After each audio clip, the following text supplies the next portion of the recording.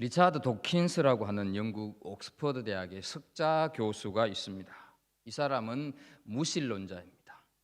그런데 학벌이 좋고 지식이 많으니까 수많은 사람들이 그에게 열광을 하며 그를 따랐습니다. 몇 년 전에 영국에서 하나님은 없다, 그러니 마음껏 즐기며 살아라 하는 내용의 광고를 부착한 시내버스가 800여 대 돌아다녔습니다. 이 광고는 도킨스와 무신론자들이 자신들의 사비를 털어서 한 광고였습니다. 유명한 무신론자 찰스 버러도로프라고 하는 사람이 런던 빈민가에서 빈민들을 선교하고 있는 프라이저 휴스라고 하는 목사에게 무신론과 예수 신앙에 대한 공개 토론을 제안을 했습니다. 이 제안에 런던의 많은 사람들이 주목을 하게 되었습니다. 휴즈 목사는 잠시 고민을 하다가 그 제안을 받아들이면서 이런 말을 했습니다. 내가 전한 예수를 믿고 변화를 받아서 삶의 목적을 찾고 예수를 위해서 생명도 내놓을 수 있는 사람 100명을 데려올 테니 그쪽에서도 무신론으로 교훈을 받아서 변화된 사람 100명을 데리고 오시오. 100명이 없다면 50명, 아니 50명이 아니라도 20명이라도 데리고 오시오. 그리고 더 나아가서 이런 얘기를 했습니다. 무신론으로 인하여서 삶의 의미를 잃고 좌절과 절망 속에서 살아가던 그 사람이 무신론을 통해서 인생의 목적을 찾고 변화된, 그래서 진실로 존경받게 된 그 무신론 개종자가 단 한 사람이라도 있으면 데리고 오시오. 이런 제안을 했습니다. 이 말에 무신론자였던 버라드로프가 할 말을 잃어버리고 토론을 철회를 했습니다. 하나님이 없다고 주장하는 사람 중에 이 조건을 갖춘 사람이 단 한 사람도 없었기 때문입니다. 성경은 이상하고 신접한 사람들의 삶의 이야기로 꾸며진 것이 결코 아닙니다. 고난 가운데 살면서도 자기 죄를 인정하고 말씀으로 살아간 신앙인들의 이야기, 하나님을 바라보면서 그 자신의 삶을 묵묵히 살아간 사람들의 이야기로 가득 차 있는 것이 성경입니다. 그러나 이들은 처음부터 이렇게 믿음의 사람, 처음부터 신앙인들이 된 것은 아니었습니다. 이들 모두가 다 전부 하나님 앞에 설득당한 사람들이었다 하는 것이죠. 아브라함도 그랬습니다. 자식이 없는 아브라함에게 하나님께서는 하늘을 우러러 무뼈를 셀 수 있나 한번 보라, 이렇게 말씀을 하시면서 네 자손이 이와 같으리라 하는 그 말씀을 아브라함은 믿었습니다. 환상 중에 후손이 별같이 많게 해 주시겠다고 하는 하나님의 약속의 말씀을 믿은 것이지요. 그래서 하나님께서는 그 믿음을 보시고 의로 여기셨다. 이것이 지난주의 말씀이었습니다. 오늘 우리가 함께 읽은 본문은 그 후로 계속해서 하나님께서 아브라함을 설득해 가시는, 그래서 아직도 부족한 아브라함의 믿음을 더 성장시키고 더 성숙시키는 모습을 우리들에게 보여주고 있다 하는 것이죠. 하나님께서 아브라함을 계속적으로 어떻게 설득시켜 나가고 계시는가? 첫 번째는 하나님께서는 자기 자신을 완전히 드러내면서 아브라함을 설득을 하십니다. 7절을 보게 되면 나는 이 땅을 네게 주어 소유를 삼게 하려고 너를 갈대아인의 우르에서 이끌어낸 여호와니라 말씀을 하고 있습니다. 아브라함의 믿음을 의로 여기신 후에 하나님께서 하나님 자신을 여호와라고 밝히신 것은 매우 매우 중요한 의미가 있습니다.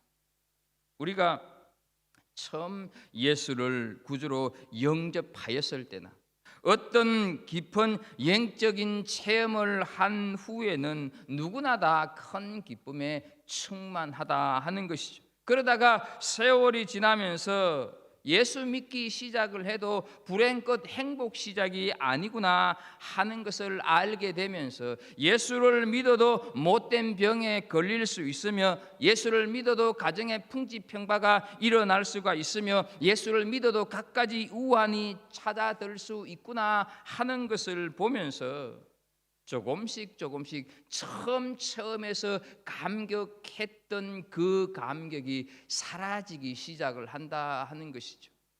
성경에는 의인이라고 할지라도 인간이 겪어야 하는 고난이나 죄로 인하여서 빚어지는 문제에 절대로 면제가 된다 이렇게 말씀하시는 곳은 한 곳도 없습니다. 오히려 성경에는 교인이라고 하는 이유 때문에 예수 믿는다고 하는 이유 때문에 세상 사람들이 모르는 고난과 고통을 감내해야 할 때가 더더욱 많다 하는 것이죠. 그런데 이와 같은 일반적이고 공통적인 고통은 차치하고라도 하나님께서 주신 약속들이 성취되지 않을 때 성도들은 내가 예수를 믿고 사는 것이 과연 옳은 의미일까? 옳은 일일까? 여기에 무슨 의미가 있을까? 하나님께서 정말 나와 함께 하시는 것일까? 라는 의심을 갖게 된다 하는 것이죠. 아브라함도 결코 예외는 아니었습니다. 그런데 이때 하나님께서 하신 말씀이 너를 갈대아인의 우르에서 이끌어낸 여호와니라 이렇게 하시는 말씀은 아브라함으로 하여금 지나온 믿음의 길을 아브라함으로 하여금 지나온 믿음의 여정을 상기시키고 계신다 하는 것이죠. 갈대아 우르에서 가나안까지의 여정에서 하나님의 도우심이 순간순간 얼마나 많이 받았는지 돌이켜보게 했다 하는 것이죠. 우리 역시 신앙의 발걸음이 무거워지고 하나님의 임재가 확실하게 느껴지지 않을 때 내가 처음 주님의 음성을 듣고 여기까지 오는 동안 하나님께서 어떻게 인도하셨는가 하는 것을 돌아볼 필요가 있습니다. 이런 뜻에서 믿음은 복습을 요구한다 하는 사실입니다. 성도들인 우리들에게 내일에 대한 주님의 약속들을 신뢰해 가도록 뒷받침해 주는 과거의 사랑과 과거의 은혜가 우리에게 다 있다 하는 것이죠. 그렇게 하나님의 임재와 인도를 기억해내면서 감사하면서 새 힘과 용기를 얻는 것이 바로 믿음 생활의 복습이다 하는 것이죠. 하나님께서 자신을 드러내시면서 여호와라 이렇게 이름하는 그 이름의 뜻은 바로 개인적인 이름으로 현존, 지금 현존하시는 분이다 라고 하는 뜻을 가지고 있습니다. 창세기 2장을 공부할 때 하나님에서 여호와로 이름이 바뀐다고 하는 것은 그 여호와라고 하는 것이 바로 내 개인의 하나님의 고백이다 하는 것을 미리 말씀을 드렸습니다. 이렇듯이 지금 이 여호와라고 하는 것은 현존하시는 분이다 라는 뜻을 가지고 있다는 것이죠. 다시 말씀드려서 오늘의 하나님이 되신다 하는 것이죠. 그러므로 어제 내 손을 이끌며 갈대아 우르에서 나를 인도하신 하나님은 오늘도 내 손을 붙잡고 계신다 하는 말씀입니다. 그래서 어제의 하나님을 우리가 인정한다고 한다면 오늘과 내일의 하나님도 인정해야 한다 하는 것이죠. 히브리서 13장 8절을 보게 되면 예수 그리스도는 어제나 오늘이나 영원토록 동일하시니라 말씀을 하고 계십니다. 지금 하나님께서는 아브라함에게 자신을 완전히 보여주고 계신다 하는 것이죠. 자신을 완전히 드러내고 계신다 하는 것이죠. 사랑하는 우리 성도 여러분, 우리에게 있어서 나에게 있어서 하나님은 과거의 하나님이 되십니까? 그렇다면 현재의 하나님도, 그렇다고 한다면 내일의 하나님도 되심을 믿으십니까? 그렇다고 한다면 지금 내 처지가 어떠하든지, 지금 내 형편이 어떠하든지, 지금 내 사정이 캄캄하여서 절망처럼 보여도 하나님을 놓치지 않기를 축복합니다. 하나님을 무관심하지 않기를 축복합니다. 비록 하나님은 보이지 않아도 하나님은 나를 보고 계시는 줄로 믿습니다. 나는 보이지 않아도 하나님께서는 나를 보고 계신다 하는 것이죠.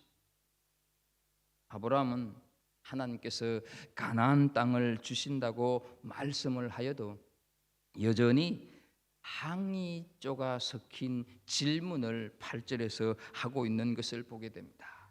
8절을 보게 되면 그가 이르되 주 여호와여 내가 이 땅을 소유로 받을 것을 무엇으로 알리까? 이런 항의 섞인 질문을 하고 있습니다. 여러분, 그렇게 설득을 하고 설득을 했으면 하나님께서 지금 자신을 드러내었음에도 불구하고 이제는 좀 믿음이 성장했으면 좋겠는데 여전히 아브라함은 하나님께 유감이 아주 많은 듯이 마음의 응어리가 덜 풀린 채로 손으로 잡아보고 눈에 보이면서 확인할 수 있는 확실한 증거를 지금 또 요구하고 있다 하는 것이죠. 이런 모습에서 어떻습니까? 우리의 모습과 흡사하지 않습니까? 그런데 이런 아브라함을 향해서 하나님께서는 조금도 서운해하시지 않는다는 사실, 도리어 그런 질문을 해 주어서 고맙다, 도리어 그렇게 관심을 가져 주어서 고맙다는 듯이 하나님께서 차근차근 대답을 해 나가고 계십니다. 여러분, 이것은요, 우리가 하나님께 던지는 질문이나 문제 제기가 비록 항의가 섞인 의미라 할지라도, 부정적이라 할지라도 하나님께서는 다 받아주신다 하는 것을 우리가 깨달을 필요가 있습니다. 성경은, 우리가 가지고 있는 성경은 그런 신뢰들로 가득 찬 책이다 하는 것이죠. 모세는 하나님으로부터 출애굽에 대한 상세한 지시와 더불어서 큰 능력까지 받고서도 어떻게 합니까? 주님 못합니다, 보낼 만한 자를 보내소서, 이렇게 얘기를 하지 않습니까? 기도원은 양털로 하나님께 이랬다가 저랬다가 계속해서 증거를 요구하고 있는 것을 우리는 사사기를 통해서 알고 있습니다. 엘리야는 갈멜라 산에서 바알 선지자들과 싸워서 승리했음에도 불구하고 이세벨의 협박에 못 이겨서 광야에서 하나님 나 같은 존재 필요 없다고 죽여달라고 외치고 있는 그 모습을 우리는 보고 있습니다. 또한 요나스는 길을 쓰고 하나님의 소명을 피해서 이리저리 도망 다니고 있는 것을 보게 됩니다. 어디 그뿐입니까? 예수님의 12 제자들의 불만과 불신의 행위들은 정말로 우리가 제삼 이야기할 필요가 없을 정도다 하는 것이죠. 그렇지만 하나님께서는 이들의 불평과 이들의 불만, 이들의 항의 섞인 질문들을 다 받아주시면서 끝까지 설득하여서 그들로 하여금 하나님의 사람이 되게 하셨다 하는 것이죠. 아브라함은 하나님께서 자식이 하늘의 별과 같이 많게 해 주신다고 하는 말씀을 믿었습니다.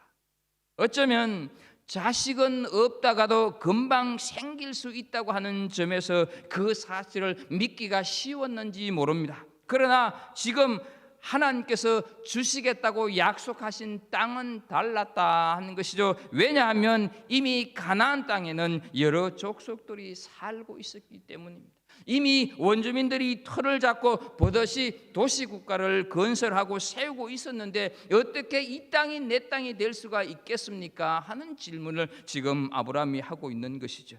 그래서 이 땅을 소유로 받을 것을 무엇으로 알리까? 이 얘기를 하는 것이죠. 그런데 여러분, 이 아브라함의 말은 우리들의 공감을 일으키기에 충분하지 않습니까? 우리도 그렇지 않겠습니까? 그런데 하나님께서는 이와 같은 우리 인간의 약점을 잘 이해하고 계신다 하는 것이죠. 불신이나 믿음이 적은 것을 하나님께서 인정해서가 아니라 우리의 약함을 아시고 우리의 약함을 동정하시고 도와주시기 위해서 그 숱한 질문들을 다 하나님께서 받아내고 계신다 하는 것이죠. 그래서 히브리서 4장 15절에서 하나님께서 말씀하십니다. 우리에게 있는 대제사장은 우리의 연약함을 동정하지 못하실 리가 아니요 라고 말씀을 하십니다. 사랑하는 성도 여러분, 하나님에 대해서 의심스러운 것이 있습니까?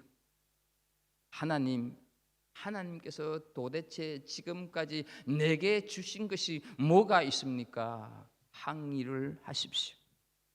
대드는 것조차도 믿음의 시작임을 기억하십시오. 내가 가지고 있는 의문을 정직하게 하나님 앞에 말하는 것도 믿음에서 비롯된다고 하는 것을 기억하십시오. 내 힘으로는 도저히 해결할 수 없는 죄의 문제, 질병, 고통 이런 것들을 다 주님께 아뢰시기를 바랍니다. 우리에게 있는 고통의 멍에를 벗게 해달라고 기도할 권한이 우리에게는 충분히 있습니다. 말 못할 어려움 때문에 죽을 만큼 힘이 드시는 분 계십니까? 그 어려움을 이기게 해달라고 구하십시오. 하나님께서는 우리의 무력함을 통하여서 하나님의 강함을 드러내시는 줄로 믿습니다. 심각한 죄가 있다고 한다면 그 죄에서 벗어나게 해달라고 기도하십시오. 슬픔과 고통을 이길 수 있도록 십자가의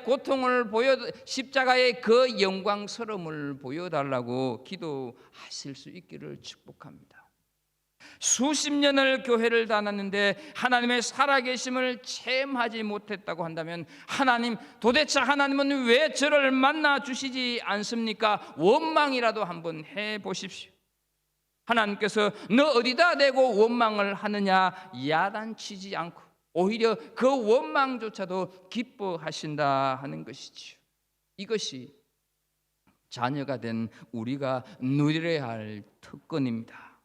하박국 선지자는 하나님께서 살아계시면 왜 세상이 이 모양이고 왜 의인이 고난을 받아야 합니까? 언제까지 도대체 이렇게 살아가야 합니까? 라는 그 질문 속에 도대체 하나님이 살아계신 것은 맞습니까? 라고 항의를 했을 때 하나님은 그 항의를 들으시고 결코 책망하지 않았습니다. 오히려 하박국 2장 3절 4절에 보게 되면 이렇게 말씀을 하십니다. 비록 더딜지라도 기다리라. 지체되지 않고 반드시 응하리라. 의인은 그의 믿음으로 말미암아 살리라. 이렇게 격려하고 계시는 분이다 하는 것이죠. 증거를 요구하는 아브라함의 태도도 하나님께서는 믿음으로 지금 간주하고 계신다 하는 것입니다. 두 번째, 하나님은 언약을 맺으시면서 설득을 하십니다.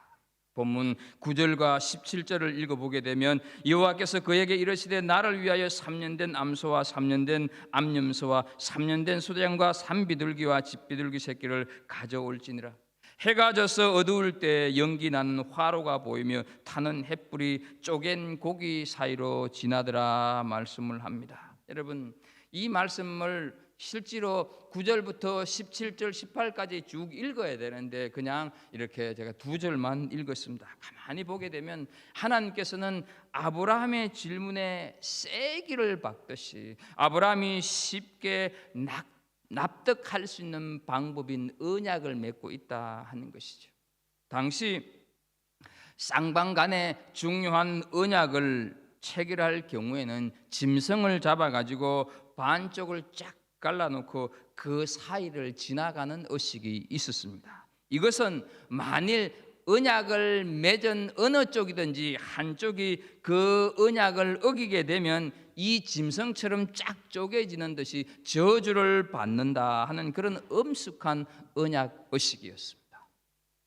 여러분, 하나님께서 굳이 이렇게 하실 것까지는 없었습니다. 왜냐하면 하나님께서는 시건치 아니하시는 분이기 때문에 그렇습니다. 그런데도 이렇게 하시는 것은 아브라함의 이해를 돕기 위해서, 어떻게 하면 아브라함을 설득할 수 있을까, 설득을 돕기 위해서 이렇게 하고 계신다 하는 것이죠. 그런데 본문을 가만히 보게 되면 아브라함에게는 아무런 의무나 조건 제시하지 않고 요구를 하시지 않고 있다 하는 것이죠.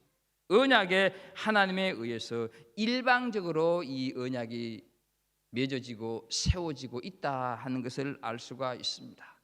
19절을 보게 되면 타는 횃불이 쪼갠 고기 사이로 지나더라 이렇게 말씀을 하시는데요. 여러분, 불은 구약 성경에서 하나님의 임재의 상징입니다. 모세에게 하나님이 나타나실 때도 타는 불꽃 모양으로 호렙산에서 나타났습니다. 모세가 십계명을 받을 때도 불 가운데 하나님이 임하셨습니다. 이스라엘 백성들이 광야를 살아가고 있을 때 그 밤에 불기둥이 있었다, 하나님의 임재의 상징이다 하는 것이죠. 그러므로 아브라함과 하나님이 언약을 맺으려면 하나님과 아브라함이 같이 쪼갠 고기 사이로, 짐승들 사이로 지나가야 하는데 하나님만 지나가고 계신다 하는 것이죠.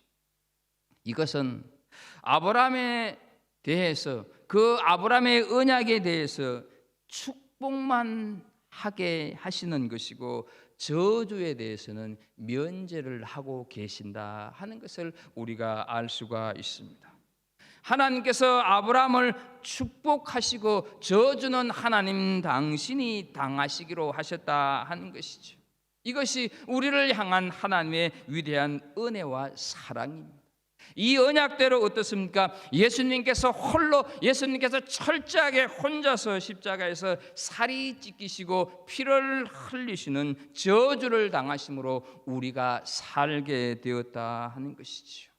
이 언약 때문에 하나님은 아브라함의 영적인 후손인 우리에게 하나님 자신의 생명까지 십자가에 내주셨다 하는 것입니다.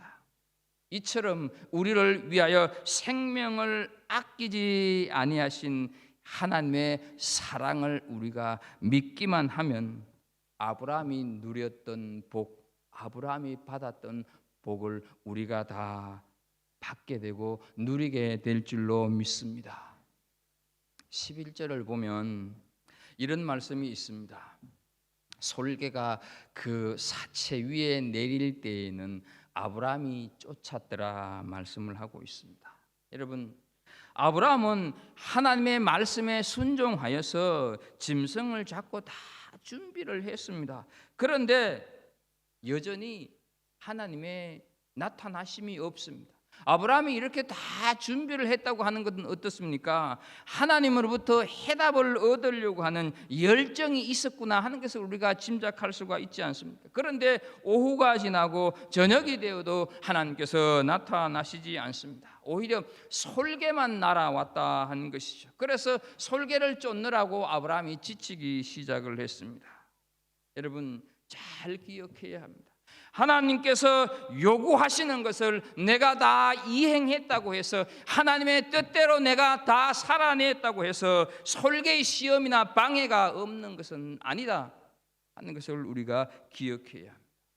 오히려 내가 순종의 삶을 살 때는 솔개가 온종일 날아와서 나를 지치게 만들 수도 있다 하는 것이죠. 기도도 헌신도 말씀 묵상도 없는 내 삶이라고 하면 구태여 사탄이 나를 그렇게 괴롭힐 필요가 어디 있겠느냐 하는 것이죠. 그러므로 내가 주께 순종과 헌신을 할 때는 솔개의 공격을 각오해야 합니다.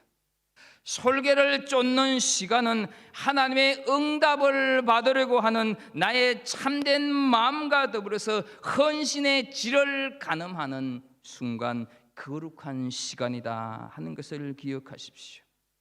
순종을 했는데도, 하나님께서 원하시는 대로 다 했는데도 하나님의 응답이 즉시 이루어지지 않는다고 불평하거나 불안해하지 말고 인내라고 하는 신앙의 모습으로 우리는 살아가야 하고 기다려야 한다 하는 것이죠. 하나님께서 정하신 때에 하나님의 방법으로 반드시 솔개를 대항해 믿음을 지켜내고 있는 주의 백성들을 찾아오시는 줄로 믿습니다. 그래서 시편 37편 7절에 보게 되면 여호와 앞에 잠잠하고 참고 기다리라. 자기 길이 형통하며 악한 꾀를 이루는 자 때문에 불평하지 말지어다 말씀을 하고 있습니다. 솔개의 온갖 방해 속에서도 하나님을 끝까지 기다릴 줄 아는, 그것이 하나님을 신뢰하는 자의 모습이다 하는 것을 기억하십시오. 그러면 그 하나님께서 언제 찾아오시겠습니까? 12절을 보게 되면 이렇게 말씀을 하십니다. 오늘 본문 12절에 보게 되면 해 질 때 아브라함에게 깊은 잠이 임하고 큰 흑암과 두려움이 그에게 임하였더니 말씀을 하고 있습니다. 여러분, 순종의 삶이 많은 곳에도 솔개 때도 많이 오게 마련이라고 하는 말씀을 드렸습니다. 아브라함은 솔개를 쫓느라고 종일 지쳤습니다. 그러면서 칠흑 같은 어둠이 깔리면서 아브라함은 두려움에 사로잡혔습니다. 12절을 보면 아브라함이 깊은 잠이 들었는데, 우리가 볼 때는 깊은 잠을 다 잔 자는 아브라함이 아니라 어쩌면 아브라함의 입장에서 보게 되면 자신을 버린 듯한, 하나님이 잠들었기 때문에 안 나타나시는 건 아닐까, 이런 생각을 갖게 되지 않습니까? 그런데요, 이것이 어쩌면 오늘을 살아가는 우리의 모습이 아닐까 생각을 해보게 됩니다. 우리의 삶 가운데도 이렇게 절박한 때에 하나님은 천리말리 떨어져서 주무시는 듯한 두려움 체험을 내가 할 때가 있지 않느냐 하는 것이죠. 마가복음 4장에 보게 되면 예수님의 제자들은 강풍과 파도 때문에 배가 곧 가라앉을 듯한 위기에 처한 것을 우리는 알고 있습니다. 노를 젓고 또 젓느라고 그들도 아브라함처럼 극도의 피곤해 있었고 곧 죽음의 공포가 몰려오기 시작했습니다. 그런데 그때 주님께서는 주무시고 계셨다 하는 것이죠. 요나도 물고기 뱃속에서 캄캄한 3일 밤낮을 그 속에 있었다 하는 사실이죠. 얼마나 답답했고 얼마나 고통스러웠겠습니까? 시편 여기저기에 보게 되면 이런 암담한 형편에서 부러지는 우리 믿음의 조상들의 그 탄원 섞인 기도의 내용들이 참 많이 나옵니다. 시편 44편 23절을 보게 되면 주여 깨소서, 주여 깨소서 어찌하여 주무시나이까, 일어나시고 우리를 영원히 버리지 마소서, 이렇게 탄원하고 있는 곳곳에 나오고 있다 하는 것이죠. 주여 깨소서. 우리가 살아가는 이 삶의 현실 속에서도 주여 깨소서, 주여 일어나소서 어찌하여 주무시고 계십니까, 이렇게 내 속에서 탄식이 나올 때가 얼마나 많이 있습니까? 하나님께서는 내 인생에 있어서 가장 어두울 때, 도저히 내 힘으로 어떻게 할 수 없을 때 찾아오시는 줄로 믿습니다. 그때까지 우리는 힘들어도 인내라고 하는 이름으로 솔개를 쫓아내는 신앙의 삶을 살아가야 한다 하는 것입니다. 사랑하는 성도 여러분, 힘을 내십시오. 주님이 계시지 않습니까? 힘을 내십시오. 세 번째로 하나님은 아브라함에게 미래를 책임지시겠다 이렇게 설득을 하십니다. 18절을 보게 되면 그날에 여호와께서 아브라함과 더불어 언약을 세워 이르시되 내가 이 땅을 애굽 강에서부터 그 큰 강 유브라데까지 네 자손에게 주노니 말씀을 합니다. 우리가 본문을 읽어서 알다시피 오늘 본문 13절을 보게 되면 하나님께서 아브라함의 후손인 이스라엘 백성들이 400년 동안 애굽에서 종살이를 하다가 해방이 되고 그 후에 이 가나안 땅에 와서 살게 될 거다, 이렇게 말씀을 하시는데, 지금 읽은 이 18절 끝에 보게 되면 네 자손에게 주노니 하는 이 말씀에서 주노니는 현재형으로 쓰여져 있다 하는 것이죠. 이것은 어떤 의미를 가지고 있습니까? 아직 먼 날의 일인데 지금 이 주노니 하는 이 말씀 속에는 지금 주시는 것으로 그 단어가 쓰여지고 있다 하는 것, 이것은 어떤 의미가 있겠느냐 하는 것이죠. 하나님 편에서는 이미 이루어진 일이기 때문에 그 땅을 준 것과 마찬가지다 하는 것이죠. 그래서 여러분, 하나님의 약속은 항상 현재형입니다. 내가 기도하는 제목이 내일 이루어질 수 있지만 하나님의 편에서 보게 되면 그것은 항상 현재다 하는 것이다. 더 정확하게는 여러분, 좀 어려운 말일지는 모르지만 하나님의 약속은 항상 현재 완료형이다 하는 것이죠. 하나님에게는 과거도 없고 현재도 없고 미래도 없습니다. 미래의 사실이 오늘의 말씀 속에 약속되어 있고 동시에 성취되어 있기 때문에 그렇다 하는 것이죠. 그런데 여러분, 이것이 신약에서 말씀하고 있는 구원 개념하고도 일치한다 하는 사실을 기억하십시오. 예수님께서 십자가에 달려 돌아가시면서 하신 말씀 중에 내가 다 이루었다 하는 말씀, 그 선언이 있습니다. 그 다 이루었다 하는 선언은 예수 그리스도를 믿는 자들은 누구나 다 완전한 구원을 받게 된다, 이런 말 뜻입니다. 따라서 우리가 십자가로 말미암아 구속을 받았다 이렇게 말을 할 때 그 받았다 하는 그 말 역시 현재 완료형이다 하는 것이죠. 여러분, 그런데 우리는 아직 어떻습니까? 죄에서 완전히 해방되지 않은 상태에 살고 있습니다.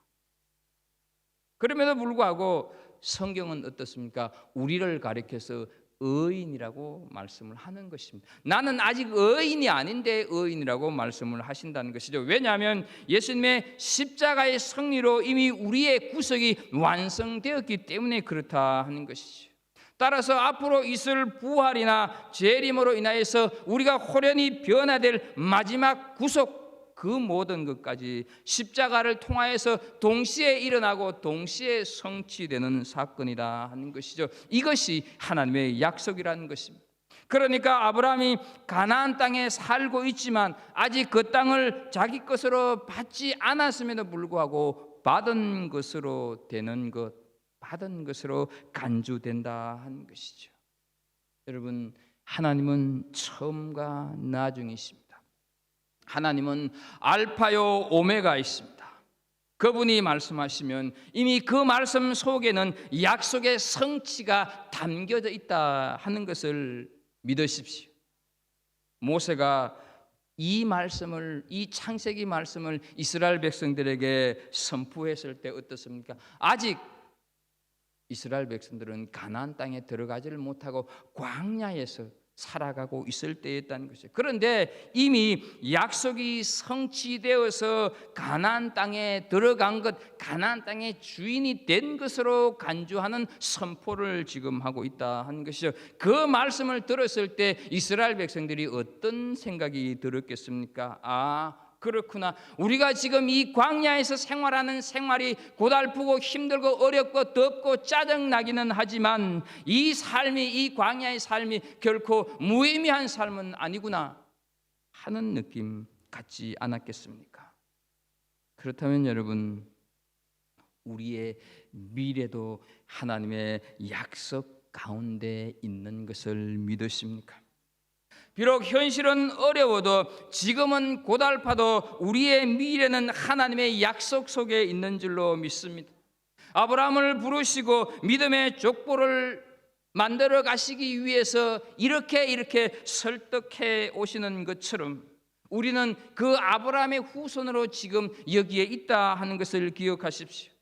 아브라함을 부르신 것은 세상적이고 물질적인 복을 위해서 부른 것이 아니라 영원하신 하나님 나라의 회복을 위해서 부르신 줄로 믿습니다. 이제 아브라함은 언약의 성취를 믿고 하나님께서 인도하시는 대로 따라가기만 하면 되었다 하는 것이죠. 사랑하는 성도 여러분, 그렇다고 한다면 우리를 아브라함의 후손으로 부르신 것도 마찬가지가 아니겠느냐 하는 것이죠. 이 세상에서 잘 먹고 잘 입고 출세하고 성공하라고 우리를 부르신 것이 아니라고 하는 것을 기억하십시오. 하나님이 다스리는 그 나라, 하나님의 통치가 이루어지도록 하는데, 하나님의 나라의 회복을 가져오게 하는데 우리를 사용하기 위하여서 구속하여서 지명하여서 부르신 줄로 믿습니다. 그래서 우리 역시 우리의 구원자이신 예수 그리스도를 바라보고 그분이 가신 그 길을 믿음으로 솔개를 쫓으면서 따라가기만 하면 된다 하는 것이죠.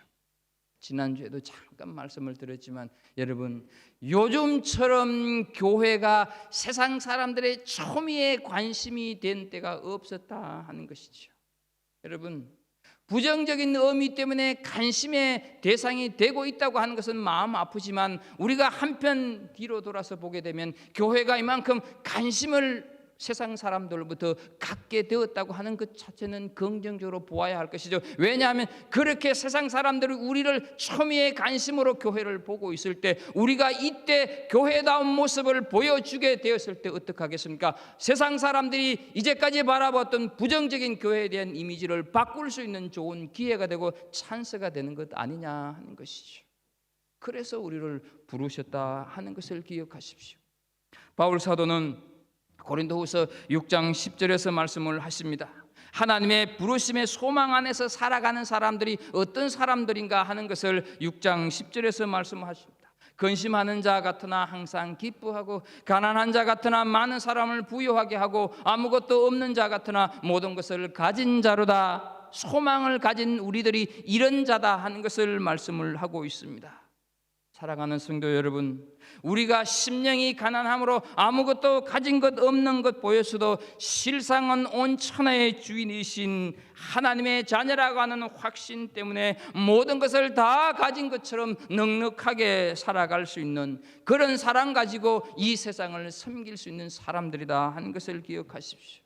이런 자들을, 이런 일들을 위해서 우리를 부르셨다 하는 것이죠. 신앙은 단순히 이 세상에서 편안하고 형통하고 잘 먹고 잘 사며 아무 근심이 없는 것을 말하는 것이 아닙니다. 신앙에는 이 세상의 것과 비교할 수 없는 하나님의 영광의 풍성함이 들어있는 줄로 믿습니다. 우리에게 베풀어 주신 하나님의 능력이 얼마나 크고 얼마나 풍성하신지 모르기 때문에 우리는 때때로 근심하고 때때로 불안할 때가 많이 있습니다. 하나님의 부르심의 소망이 얼마나 귀한 것인가를 우리가 모르기 때문에 몇 푼 안 되는 물질 때문에 신앙을 팔고 믿음을 저버리고 세상으로 나아가고 세상과 타협할 때가 많이 있다 하는 것이죠. 하나님께서 우리를 부르시기 위해서 설득하시는 것은 상상할 수도 없는 복을 주시기 위함인 줄로 믿습니다. 하나님은 신실하신 분입니다. 우리 눈에 더딘 것 같아도 하나님께서 하신 말씀은 반드시 이루어지는 줄로 믿습니다. 늦은 것 같아도 반드시 응답이 있는 줄로 믿습니다. 설득당한 아브라함에게 하나님은 말씀대로 다 이루어 주신 것을 우리는 성경을 통해서 알고 있고 보고 있습니다. 우리가 하나님의 약속의 말씀에 설득당하면 그 약속은 우리 것이 되는 줄로 믿습니다. 더디게 느껴진다 할지라도 하나님께서는 반드시 일하시는 줄로 믿습니다. 문제가 해결되는 것이 더디고 내 기도의 응답이 더딘 것 같아도 하나님이 역사하시고 하나님의 약속의 말씀을 붙들고 우리가 살아가게 될 때 하나님은 쉬지 않고 일을 하고 계시고 그 일로 인하여서 우리의 약속의 기도가 이루어지게 되는 줄로 믿습니다. 그 하나님 앞에 설득당하는 삶이 되십시오. 하나님은 나를 설득하시기 위해서 자신을 온전히 드러내셨습니다. 십자가 위에서 온전히 드러내셨습니다. 하나님은 나를 설득하시기 위해서 언약으로 미래를 약속하시면서 설득하신 줄로 믿습니다. 이 설득에 응답하시는 성도들이 되기를 예수 그리스도 이름으로 축복합니다. 기도하겠습니다. 하나님 아버지, 아브라함이 하나님 앞에 조금씩 설득당해가는 모습 속에서 우리 자신들을 돌아봅니다. 하나님, 우리는 하나님 앞에 얼마만큼 설득당해가고 있는지, 여전히 내 속에서 차선책인 엘리에셀을 꼭 붙잡고 있으면서 하나님의 설득이 여차하면 그 엘리에셀을 내밀려고 하는 그런 약삭빠른 신앙인은 아닌지 하나님 돌아보면서 진실로 아브라함처럼 설득당하는 삶을 사는, 그래서 우리를 부르신 목적을 이루어 가시는, 그래서 하나님 나라를 이 땅에 회복시키는 데 앞장서는 믿음의 사람들 되게 하여 주옵소서. 예수님의 이름으로 기도합나이다. 아멘.